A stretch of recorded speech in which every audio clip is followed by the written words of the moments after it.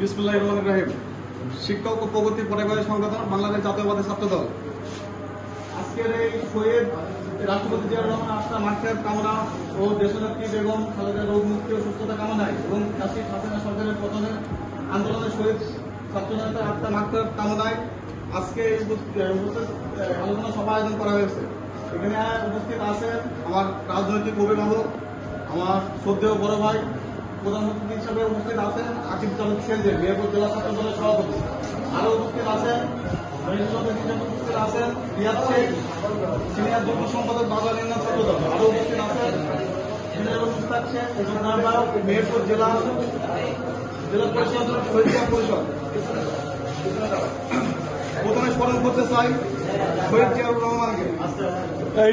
আপনারা জানেন দীর্ঘ 17 বছর হাসিনা আন্দোলন সংগ্রামে আমরা সবাই একত্রিতভাবে উপস্থিত ছিলাম এবং মাসুদের নেতৃত্বে আমরা রাজপথে ছিলাম।